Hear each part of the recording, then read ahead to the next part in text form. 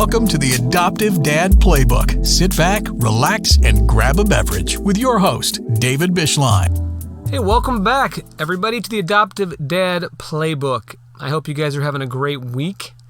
Hope you guys are enjoying the previous episodes. If you like what you hear, make sure you give us a 5-star rating and a positive review and spread the word.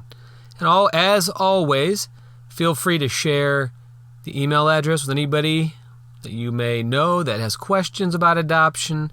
I'd like to find some help on adoption or fostering, or just has an idea for a show or a guest or a topic that they would like to hear. I can't thank you guys enough for all the support that we're getting for the podcast. And again, follow us on the social medias.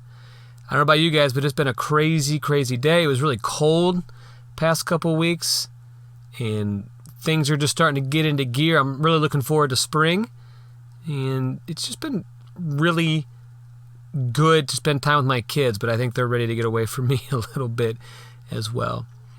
As we've been doing on the podcast the past few episodes, as we're highlighting an adoption agency, this week is the Dave Thomas Foundation for Adoption.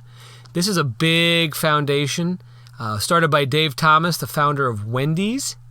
And he does a lot with mainly foster to adopt, and they focus a lot on older kids, but it's a really, really good agency. A lot of the money goes towards it.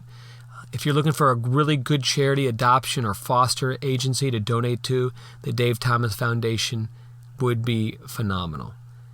I hope you guys are all being safe in this COVID time and just trying to find a rhythm in life. I know that's what we're trying to do at my house still. I think my kids, like I said, are ready to move on to something else. But it'll be spring before we know it, I'll tell you that much right now. Today's episode is one that I think you guys will find very surprising, just the openness that he has and his wife had to adopting. It's Mr. Andy Smude. He was a biological father to 2, and they decided to foster and then adopt 4. Yes, 4 children, all under the age of 6. The man is a saint. His wife is a saint. Things that I could not do, they were able to do. So I hope you guys enjoyed today's episode. And once again, thanks for tuning in. If you have anything, feel free to email me. Enjoy the episode. So today's guest is an aerospace engineer, a den leader, a husband, and father to 6 children. Most importantly, he drives a Sprinter van, those sweet vans you see on the road. Mr. Andy Smude. Andy, thank you for joining us today on the Playbook. Welcome. Thanks for having me, Dave. It is an honor. Now, I want to say quickly, I met you for the first time. You probably don't remember the first time we met you, and I haven't told him this. I didn't tell him this off air. We sat at the same trivia table like 2 or 3 years ago. Yes, we did. I remember it. And I'll never forget it. Your wife outbid one of the teachers at John Weldon for, I think it was LASIK, for her husband. I'll never forget. She really was going for that. And I think didn't you get LASIK? She got it for you, I think. I did. Yeah, she ended up winning that. Yeah. Yes. And one of the teachers really went for that and got really big. Oh, I wanted that LASIK. And I always remember the Smoodies because of that. Your wife was hardcore, man. She was all over that. She loves that LASIK. kind of stuff. Yeah, absolutely. She loves those silent auctions and stuff. So that was fun. Not me. I don't like to spend money, so I'm not really down with that. But I also know you're for a good cause. Well, they're all for good causes. It's like anytime you're working for schools, it's always going for good stuff. But then I just don't like to spend money, so it's really bad. So Mr. Smude, he is a den leader in the same pack that we're in. But just to kind of make the listener aware, he's actually going to be moving away. You're moving to Minnesota, correct? Yes, around Buffalo, Minnesota, if anybody's familiar with where that is. It's not New York. Correct, not Buffalo, New York. But just as cold, not as much snow. So I know it's a suburb of Minneapolis, and we were talking before that, a lot of my wife's family's from up there. So it's a lovely time this time of year. I'm sure it'll be real fun to move in February. I think at the end of this week, the high is -6 or something like that. That's the high. My brother-in-law sent me a text message last year that a picture of on his phone of Antarctica and Minneapolis. And it was, I think Minneapolis was colder than Antarctica. And I said, well, better you than me. I believe it. Have fun. But he does a great job, and that's how I've gotten to know him. And during that time, I know that he has adopted and fostered, and so that's kind of what drew me to you. You're such a patient man. I'm going to be honest. I always like how patient you are, because anybody that knows me knows I'm not patient. And they're like, you're going to adopt a little girl, then you're going to have to totally change the way you do things. And I'm like, oh, I get that. But I want to say you're so patient. So that leads me to my question. How are you doing during COVID? Honestly, I think there's been a lot of ups and downs. Early on, it was kind of a nice, like, unique type situation where everybody was, quarantined together. We're just hanging out. Everybody's staying home. So doing homeschool with the kids. And, my wife's a classroom teacher by trade. So she was all into the homeschool stuff. But then she's like, do you want to teach something? I said, sure, I'd love to. So I got to teach kids like parts of an airplane, how an airplane works, space vehicles, the solar system. So just things that I'm interested in, I got to actually teach my kids. So that was kind of a cool thing. Going back to school in person was good, but, we've had some quarantines. I think we're up to 28 now. 28 days? 28 days? No, 28 separate quarantines. Oh, my oldest just got modified quarantine. Yeah. Have you had to do that? Yeah, some of them were modified quarantine, some of them were full quarantines. That's so weird to me. So basically, for the listener, a modified quarantine is something the state of Missouri has allowed. Basically, it's, for example, my oldest son, he sat in front of someone that tested positive, but they both had masks on. So basically, the health department's like, hey, you can go to school, but you can't go anywhere else, please. Or they're asking you not to. So I think that's really weird to me, but it's a little different. But I mean, so yeah, and we've definitely had to be patient, just going through all those unknowns and not knowing if kids are going to be home that week or not. So it's been trying at times. I can only imagine. Plus the amount of bandwidth with 6 kids and you and your wife. I mean, that's you guys probably have to have like 3 routers in your house just to get by. We had said if we go to virtual school, we might just have to, unenroll and homeschool them all, just so we don't have to his Zoom meeting is at 1:30 and hers is at 1:35. And so then we got to make sure that that's going on, and we got a kindergartner in the house. So how do you manage that while you're trying to, so there's a lot, lots to keep track of. I feel you. All right. So that kind of leads me to my next question. What's kind of a big difference you've noticed in your family dynamic in the past 11 months? I guess it's getting down to that time, to almost 11 months now. Yeah. I think one thing is definitely we've gotten more used to being home together, not as many activities. The ones that we do have, like we can't bring, you're not supposed to bring the whole family or anything like that. Soccer in the summer was a little bit easier when everybody's outside and all that, but winter sports, it's harder to do that. So, but yeah, just getting more used to being at home together, trying to be creative and activities we can do together as a family instead of just everybody on their own electronic device, kind of off in their own world. So it's been a little different. Yeah, and one of my previous guests brought up a really good point that he didn't realize how much his kids really rely on him to do stuff. And I don't know if that's something you guys have. I know, like, my kids will not just go out and do stuff unless I kind of get them started or go out and do it with them. And that's been kind of eye-opening during COVID. Have you had that same thing, or are your kids a little bit more independent? Yeah, a little bit. My kids they really do like to kind of do their own thing. A lot of them are pretty independent. And because there's 6 of them, like usually there's at least one of them that'll go get something started and the rest will follow along. It is one of the benefits of having that many is they always have somebody else to interact with or play with or, so. Do they ever play 3-on-3 basketball? I mean, they could do that, right? They could. It's a good. Well, there's definitely some height advantages. And you got to even the teams out. But it'd be fun to watch. Yeah, without a doubt. Yeah, and I think that is something I've noticed is just how much they rely. And that's my kids and my oldest now that he's in middle school. It's like, hey man, I got to be on my friends. I can only see them on the Fortnite, and that's been a major battle that we've had to face. All right, we're gonna get into our warm-up questions here for you, Andy. All right, so number one, what's your drink of choice right now? What are you drinking? Mostly water. I've always got water nearby. Yeah, you are. But, coffee's a close second. So nothing wrong with that, man. It's I've started intermittent fasting, and I think I pee more than I drink. It makes me feel like now because it's insane when you're good about drinking water. You just got to go all the time.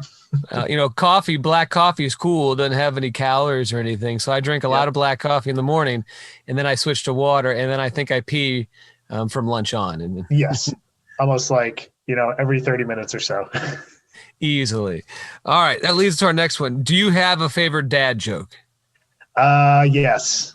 What do you call cheese that doesn't belong to you?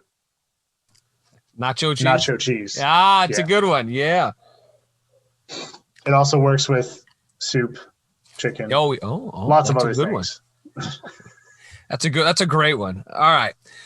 What's one thing that you do that really annoys your wife and kids? My wife hates it when I pick at my beard. It's not even that long. It's very short. No, it's just a nice short, like close cropped. I grew it at her request, but then I kind of pick at it sometimes. She hates it. Hey man, if that's the worst thing, you're living the dream, bro. Because that's not bad. Doing pretty good, but I think, and the kids, all I have to do is ask them to do a chore, and they're just completely annoyed. Like, oh. Dad. I think everyone that's listening to this podcast that has kids just went, yep, that's about right. Hey, it's your turn. I don't want to do the dishes tonight. Oh. My oldest is now offered to pay people. I'll pay you not to do. I was like, man, you're not gonna make any money. It's a money losing situation for you to do that. That made me. Oh, that's funny. You brought that up. All right. What TV show, podcast, or book are you watching, listening to, just digging right now? Is there something you guys you're digging? Let's see. I'm listening to Tom Clancy, The Bear and the Dragon on Audible right now. That one's good. It's a really long book. It's like 48 hours. Oh, my goodness. Listening. It's insane. But it's great because it's just one I can stick with and just pull up whenever I, in the car for a little bit or something. So that's been fun. Do you have a TV show you and your wife like to watch? Let's see. We just finished The Mandalorian, but that's been done for a little bit now. We're finishing up Big Bang Theory. That's kind of been our thing. So we just finished season 11, and season 12 accidentally got packed. So that'll be waiting for us when we get to Minnesota. I guess man, you own it on DVD, huh? I'm trying to think the last TV show I bought. I guess The Simpsons. Yeah. One of the Simpsons seasons was okay. No, that was the last one we got on DVD was Big Bang Theory. So yeah. I've never seen that show. Finished it yet. Don't tell me what happens. It's a sitcom. I'm sure it ends funny, right? Isn't that how they usually all are? All exactly. Right. Last one more question here for you, Andy. You have one afternoon, no kids, no wife. What do you do? I probably go to the theater. I love watching movies, big thing of popcorn, movie that I wouldn't take my kids to see and my wife wouldn't care about, something sci-fi action, something like that. That's probably what I do. That sounds incredible. Just even going to a movie theater. I mean, it's right now during COVID. Right? I mean, I think the movie that I saw that was number one was a Denzel Washington movie, and it made, this past weekend, only made $4.8 million. That was the number one movie in America. 4.8 million. Wow. So, yes. That's crazy. Well, and if you think about it, someone said when theaters open, there's going to be like a glut of movies. Yeah, because everybody's holding off. Yeah, Top Gun. You got the new Top Gun. You've got the new James Bond. Yep. The Marvel movies. I'm sure DC's got. It'll be a glut of movies that come out. So good luck. Get that popcorn ready. There you go. We'll do. All right, we're going to get into it here. So Andy, share with us. So I know before the listener, you have adopted, biological, and you have fostered before, correct? Correct. Okay. So here, we just share your journey of fostering and adopting with us, kind of how that got started, and just kind of go from there. Okay. Sounds good. So, I guess adoption has always been kind of something that my wife and I have thought about, had known was part of our story. So we didn't really realize what that was going to be. Started out thinking like it was going to be international adoption. But then when we moved to Missouri, we, found out that through Missouri, social services, it's actually everything's paid for by the state if you adopt through foster care. So eventually we ended up going through the licensing classes. We started fall of like 2015, I think it was, going through the classes, and we actually started our license with foster to adopt. So we weren't really going for the foster specific license. We were getting the foster license because that's prerequisite to adopt. But the license was more for adoption. And we said we're looking for a sibling pair or, maybe one or two more. So we got through all those classes. We went through the home study, lots of stuff. There's like 13 weeks of classes for adoption, and then like another 6 weeks for or 13 for the foster, another 6 weeks for adoption. And then there's a home study where you have to write out like your life story, and they have to come and do a tour through your house and make sure you're up to all these things. You got to get CPR and first aid training, all this stuff. And then, so we got licensed February 2016. And then we started, because we had a foster license, we were able to do respite care. So for those who don't really know what respite is, that's when other people who have foster kids in their house, if they want to go away for a weekend or something like that, they need other people who are licensed by the state to have them in their house. So we basically like glorified babysitters. So we would. I'm going to cut you off because I got to ask this question for me. What was it like to do respite care? Kind of share that, because I'm thinking about it. My heart's pounding just thinking about doing respite care. You guys are awesome. Having someone that it's only for their weekend. What is that? What is that sensation? What is that like when they come in? We actually really enjoyed it. Like we've talked a couple times about how once our kids are older, high school or beyond, we would probably do respite care again, just because it doesn't take a lot. It's like a week at most of having a kid or two, maybe three in your house, just kind of taking care of them and letting them be kids and doing that normal kind of thing. But it just gives the foster parents such a huge break. And I think for the foster parents that are out there, I have a ton of respect for them for what they do. Amen. And if that's, what I can do to help them out is, giving them a break for a weekend or a few days or something like that. It's a good thing to go do. And it doesn't require a whole lot of me. But you do have to go through the whole home study thing just so they make sure that your house is a safe place and all that. So. That's really, I didn't know about respite care until like started getting the adoption. It's just such an interesting thing. You just don't hear about it, but it makes sense when you get into it. Yeah, you don't hear about it much, but it's a critical part, for anybody who has foster kids. When you were going through your foster, I found it really interesting when you said that you were trying to go foster to adopt, because when my wife Greta and I were going through it, they told us that doesn't exist anymore. And so they were like, no, we don't do that. And we're not into that, or that doesn't exist. So when you said that, I thought that was really interesting. Yeah, it's definitely a case by case basis. When we originally said that's what we had hoped to get licensed for, they're like, well, we don't really have any room for that right now. And then we told them we were interested in siblings, because they ate that up, right? They love that. Then they're like, oh, now let's talk. Older kids or siblings, they'll come and hunt you down. Then Absolutely. you hooked them with that. You got them the old fish hook, right? Oh, Yep. siblings. Yeah. Key word. Yep, exactly. So, we kind of continued down that path for a little bit. We were getting a lot of profiles of kids just to try and match us up with kids that were in foster care, most likely moving towards adoption. So we had given our interest in a couple and just didn't work out. And then was, I think we were driving to my in-laws' house for Christmas. It was December of 2016. And my wife got, an email for a profile on her phone, and she looked at it and she looked over at me. She's like, I think this is it. So it was these 4 adorable little kids. And so we took a look at it. We read through it. We're like, well, 4 is more than 2. Yeah. So do the math. Yeah. I'm not a mathematician, or I just teach social studies, but 2, okay, 4, dang, man, that's and you already had 2 biological children at the time, correct? Correct. Yep. Okay. So you said, hey, we'll take 2, 4. I get that. I'm going to have 4. But then your wife's like, 4? Let's make it 6. What were you thinking right there as a dad? You're driving down the highway and you're thinking, okay, oh, cool. Yep. Tell me that first. Yeah.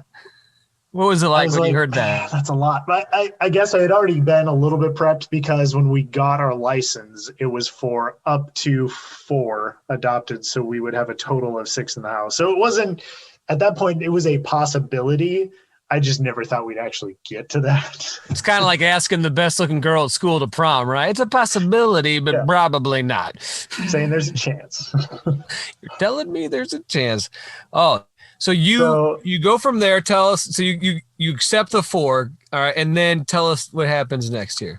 Yeah. So we told them we were interested. They considered, looked at our home study, all that. They let us know we were finalists in February of 2017. We had a staffing, which means they actually invite you into the kids' home, not their home, their social worker's office, and they interview you with a few other people. There's like a board of people, and they interview you to see if you'd be a good fit. And then, so we were notified shortly after that we were selected to be their family. And so they moved in with us June 10th, 2017, and nothing's ever been the same since. That's shocking that it's never been the same ever since. You had I didn't know you had to go in front of a board of people. What was that like? You do. What do they ask you? What are some questions they ask you? Let's see. A lot of what they asked us was just, expanding on things that were in our home study, like things that were possible triggers for us, or things that might have been unexpected. Some of them were circumstantial type questions, like what would you do in this type of situation? They're just, trying to make sure that it'd be a good fit. It was a little intimidating, but not terrible. So you get them in your home, and you're foster parents at that time, correct? Correct. So the legal status, their parental rights had not yet been terminated. So it was still what they call an at-risk placement. So it was a foster placement. We were their guardians at that point. So all the things like, well, you have a different last name, but you're picking her up from school. Yes, foster parent. School was actually really easy. They get it pretty quick. Some other places they give you a little weird look sometimes. Like, wait, your last names don't match. What's going on here? So you just have to be, kind of a little bit humble and just say, you know what, not a big deal. I'm not offended. How old were your biological children when that happened? 6 and almost 4. And how old were your children now, but the 4 that you took and the 4 foster children, how old were they? 2, 3, 5, and 6. Oh. So when they all moved in, we had 2, 3, 4, 5, 6, 6. Was it kind of like this honeymoon period, like you see, if you've ever seen the movie Instant Family, there's like that honeymoon period. Was it like that when they first got there? Oh, absolutely. Heck yeah. Yeah. Honeymoon period is like, hey, this is something new. This is something fun. And then you kind of get into it a little bit. And then all of a sudden, somebody is throwing a fit and screaming because they don't have the underwear that they like. And I'm just like, I don't know what to do. I don't know what to do. I don't know what to do. You got to get that underwear they like. That's obviously what you got to do. Yep. How long did that last? How long was that honeymoon period? It probably lasted a good few months. We were really, I guess, intentional about kind of keeping them close to us, like reaffirming that, yes, we are your caretakers. If you need something, please come to us. We want you to trust us as the parents, not kind of divide that responsibility between a bunch of people. So we want that good bonding experience with us. So by the time we got back to school, we felt like we had, kind of gotten that bond. It was pretty good. But then we got into school a little ways, and then we started to see some behaviors and some challenges and stuff like that. So I don't think it was overnight, but there was definitely a break where it's like, oh, honeymoon's over. That you always could tell you got about a week or two at school, and then all of a sudden they're like, who are you? You were so good the first 2 weeks of school. Yeah, exactly. How did your biological children, how did they handle that? Was it a tough transition for them? Did they welcome them in, or has it just kind of been a seamless thing? Oh man, you know what? From day one, I think they were all really good friends. They've always gotten along really well, and the only issues we have are issues that are typical to siblings. There's always some sibling rivalries and issues, and I want to be in charge. No, I want to be in charge. But they've always been really good friends. I think from the first time that they came to visit us, they've just gotten along really well. So that's been a huge blessing, I think, and one of the reasons it's worked out so well so far. That was my thought when I was like, man, you got 2, you bring 4 in. Mm-hmm. That's interesting that they had no issues or very little sibling issues, because that was kind of my next question for you. What kind of challenges? But I'm surprised that they just took it. So I shouldn't say surprised. That's great to hear that. That's, you don't hear that. Usually there's something that happens or can happen, I guess is probably better. Yeah. And, as we kind of, when they first came in, most of them were seeing a counselor just, to kind of help with issues from the initial, foster care and then coming into an adoption. So they were seeing counselors for that. And then eventually one of our biological kids ended up seeing a counselor individually, just because of the impacts on him now being in kind of, is partly related to his personality, but there's just constant, everything's going on all the time in our house. There's not really a lot of quiet or anything like that. So we had actually a family therapist who would come in to our house and work with us. That was a really great thing, because then she would do stuff with the kids, and then she'd take, the 3 girls and do a little thing with them on their own, and then the 3 boys and do a little thing with them on their own. And so that was really great. She really focused on just typical good behaviors, good communication, those kind of things. We definitely saw some challenges, but I think we had the resources there to work through it. Now, was that part of the state, or was that something you had to do on your own? The individual counselors for our foster at the time, that was paid for by the state. I think the state covered the family therapist too, and then our bio kids obviously were on our own. Right. What was the actual service you adopted from? What agency, or I guess what was the name of it specifically? I don't remember the name exactly, but it's basically social services. So it's actually the state organization. So there's a lot of people, when they do an adoption, will go through like a private agency. We actually just went directly through the state. A lot of people cautioned us against that. And honestly, I don't know how we could have had a better experience. Our caseworker was amazing. Just very patient, but very knowledgeable, very firm. And obviously she loved kids. She was just very good with kids. Sadly, she's retired now. So, but that just made the experience all the better. All I really know is private agency, so it's good to hear a good public experience for yours. As you've become a family from 4 to 6, or you are a family of 4 to a family of 8, really. Mm-hmm. How do you make time for all 6 of your children and your wife? How do you do that? I gotta know, man. How do you do that? It's a challenge. I would say it's a lot of the little things. So like if I'm walking out the door to go run to the grocery store real quick for something, and one of the kids says, "Hey, can I go with you?" It's just yeah, you know what? I'll wait 5 minutes for you to get ready. You can come with me. That's one-on-one time. And it's not cheating. It's just taking advantage of that situation for, hey, we get to spend some one-on-one time. How's your day? How are you doing? Like just you and me, nobody else kind of, poking their head in that conversation. Every once in a while, we will do like one-on-one, like arranged situations where like, hey, let's go on a date, or like, hey, I want to take you to this thing, or something like that. So those are a little few and far between, but when we can work them in, we do. And then my wife and I just try and make time for date night. We've got a lot of very capable babysitters we've had over the years who aren't scared of having 6 kids. We've had some good ones. We've had some not so good ones, but most of them have been really great. It's really good to try and get like the older high school or early college age kids that are pretty capable and aren't afraid of that type of situation. So, we've made it work. How that kind of takes me to my next question.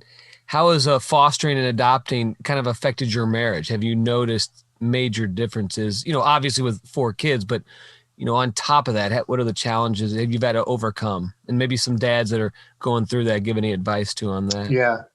Yeah.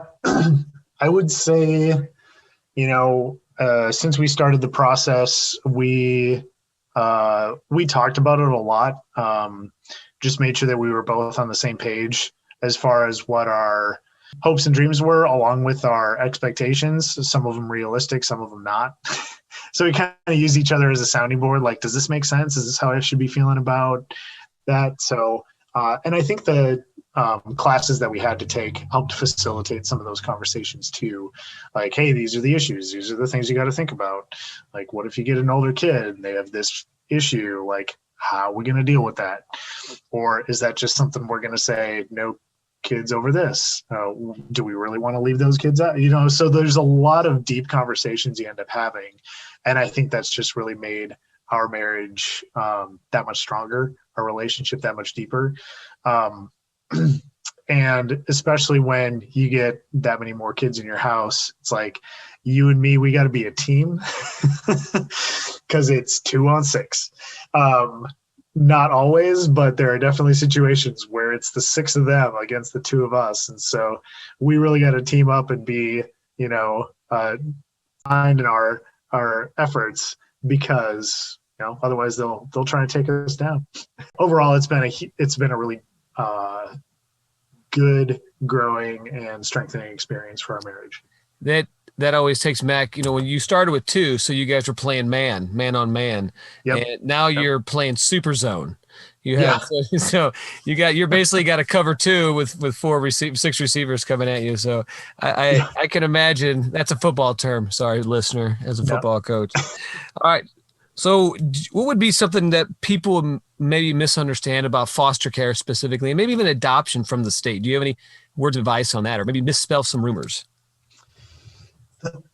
Yeah, that's good. I would say one thing that's been apparent to us as we've gone through this process is that in order for us to grow our family through that process, there had to be a lot of pain and heartache and basically a family torn apart. So I think a lot of people see the adoption story and like, hey, you saved these kids, you took them from a bad situation and made a good one. And I think, people don't really see the background, like, somebody's parental rights were taken away in order for us to be able to adopt these kids. And that was a very sad experience. So the the actual adoption, the leading up to the adoption, all the legal stuff that had to go on was kind of bittersweet. It's like this person's heart had to be broken so that we could, take these kids in. And then also, I think there's a lot of adoption stories that don't have the happy ending. I think we've been fortunate in that, one, that our kids were as young as they were, and two, that they maybe didn't have as much trauma as some. But other people that we've stayed in connection with as we went through foster and adoption classes, they have had some really rough stories.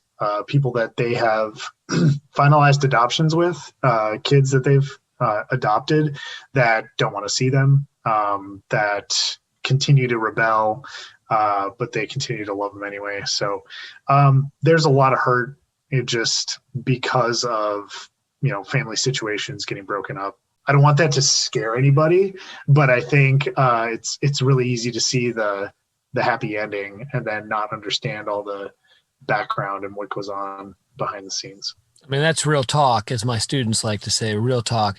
And, my wife, and she's been doing a lot of research on Korean adoptees who are upset because they were adopted. And it's scary. And I get that.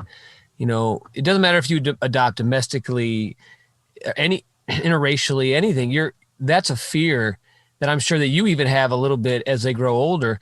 Hopefully that bond is strong enough, but it's got to be in the back of your mind. Because I know it's in the back of my mind when my daughter gets old enough to maybe be mad that we took her away from her home country. Right. In the trauma part, I'm glad you mentioned that, because I think sometimes we underestimate, even for like a 2-year-old you're adopted, she had trauma. A lot of people think, and tell me if I'm wrong, that people think trauma is only something that you witness firsthand and you remember. I mean, a 2-year-old, a baby, can have trauma. So how did you overcome those traumas with your biological and adopted children going through this process? If you want to share just a little bit on that. Yeah. It's interesting. I think we're still going through some of that. There's still some healing to be done. But I think one thing that has been, fortunate, I guess, is that, their biological mom has actually done really well for herself. And so we were able to kind of keep some loose contact where occasionally she would be able to send a letter or something like that, or send a note through social media, and we could respond in kind. So I think that's been good, just for them to see that we aren't against their biological parents. It wasn't we are taking you and now you are ours. It is more of there was a bad situation and they couldn't do it anymore. And so we're just thankful that we were here to take you in. And I think that helps gain their trust, that no matter what, you're going to be there for them. You're not against their biological parents. So I think that helped address some of the trauma, I guess, of being separated. There's a couple other things that we worked through. Trying to think if there's anything specific. Did the older children that when you were fostering, were they like, my mom's coming to get me or my dad's coming to get me? Did you ever go through that situation? And maybe even today, do they still kind of talk about that? Yeah, no, that's a good question. So when the kids came to us, they had already been in foster care for, I want to say 17 months, something like that. So they had been gone away from bio parents for a while. So I think that kind of helped cushion that a little bit. And I think they were young enough too, where they didn't actually think that was going to happen. Anyway, no, we don't really deal with that very much. We have had the, well, you're not my real dad. You're not my real mom. What do you say to that? Because I am trying to prepare myself, and that's probably at least many years down the road. What do you say? Help me out, Andy. You are the master. You've got 4 adopted kids. What do you say when they say that? So one, you just have to expect that it's coming. If you expect that it's coming, you will be able to, I think you'll be at a better place where you're able to respond instead of react. So And I think the response is, but I love you anyway, or something to that effect. Just something like completely gracious, just saying, hey, I love you anyway. Understand what you're trying to tell me. That's just something. I'm waiting for my oldest. I'll say, I hate you so much. I know that's coming too. I teach high school, and I'm going to pay the price for what I did when I was a kid. But that moment, I'm just trying to witness like my, 10-year-old Korean daughter. Well, you're not my real dad. I was like, oh, don't say that, my little princess. And it's when you said that, it made me think about that. That's really key to understand that those things are going to happen. And I think I like the way you phrased, hey, the happy ending. It's not a Disney ending. I think we grow up, it's going to have this instant family ending. Everybody's in the car driving away. It's a real happy time. In reality, the struggle continues. Is that fair to say you're still dealing with those issues? And yeah, no, I would agree with that. I mean, that's just what I feel. What I take from the adoption preparations. It's not over. You don't get them and it doesn't end. All right. I got to ask you this question about your kids. Do your bio kids ever try to insult your adopted kids by saying they're adopted? No, they never have. I think, and I would say instead they're more likely to defend them against anybody else who would say something similar. So I don't know what we did right there, but that's never been an issue. That's phenomenal. That's really good because I don't think that'll happen in my house, but I've heard, you hear about that happening sometimes. All right, Andy, fifth down questions or overtime questions. Okay. What is your favorite thing to do with your children? I like to play tag or wrestle or anything active like that where they just get kind of rough and silly. It's always fun. What's your biggest struggle as a dad? What's one thing you struggle with the most? You complimented my patience earlier, but man, patience is rough. But at least you look good in public. You look good in public doing it. Let me say that much. Well, no, I appreciate that. But, you've worked a full day, maybe didn't get enough sleep the night before or something like that, just kind of off your game. And kids come home from school with an attitude. Man, you lose your patience real quick. So something still continuing to work on. During your journey, what's the one thing that's probably surprised you, either good or bad? Just kind of like, wow, I never thought about that. I had never really thought about being a dad of girls. My bio kids were boys, so I never had girls until I had 3 girls at the same time. So just those aspects of being a dad of girls. And then, you always see those things about like dad, cleaning his shotgun when the boy comes over the first time or something like that, just to kind of intimidate the guys. I was like, okay, I got to get that now. Like, it's starting to make sense. Right. I mean, as I like to say, I have 3 boys. I only have to worry about 3 boys, whereas you have to worry about all the boys, for the most part. That's always, there's another word that I use, but we're going to keep it PG. All right. The one question I ask every dad on here, you have a billboard that you're going to put about adoption for dads. What do you put on that billboard? Like pro adoption or like advice about adoption? Or... It's up to you. You got a billboard. Okay.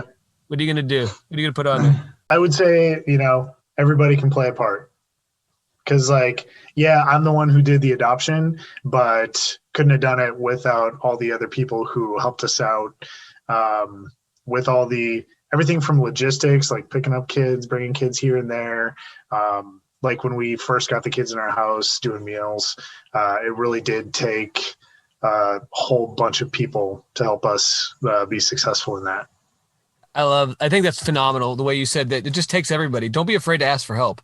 I know as a man, as I was telling you, I'm redoing my bathroom. I don't want to call anybody to redo any of my bathroom. I'm a man, but I think even though I have to, it's, I think we have that idea of masculinity where we're not going to ask for help like our grandfathers would do. I'm not needing charity or help, but the way you put that is so wonderful in the aspect of don't let it be there, especially when you take 4 kids in. All right. I mean, you're going to need some help. Yeah. And I mean, there were a lot of people who were willing, and a couple times I just had to swallow my pride and say, you know what? Thank you. I appreciate that. It wasn't easy. Well, Andy, I cannot thank you enough. You are an incredible person. You and your wife do phenomenal things, and we're going to miss you in the pack and in the school. And I want to wish you the best of luck in your move. And I appreciate you coming on and just sharing your incredible story with us. Thank you, Andy. Yeah, thanks, Dave. What a great testimony of the power of just taking that leap of faith and adopting. They said, "Oh, let's foster," and they said, "We'll take 2, and we'll take 4." I love the fact that how open he is to do that, and just his patience. I don't think I could have that patience. I really appreciate Andy coming on and sharing his story and the testimonial, and they will be missed in our Cub Scout pack for sure. Just what he brings to that. Again, thank you guys for coming on and listening. Continue to spread the word. Give a positive review, a 5-star rating. Follow me on all the social medias. It's all in the show notes. And again, I hope you guys have a safe, healthy week. Take care, everybody. Have a great week. Thanks for listening to the Adoptive Dad Playbook. Be sure to follow us on social media.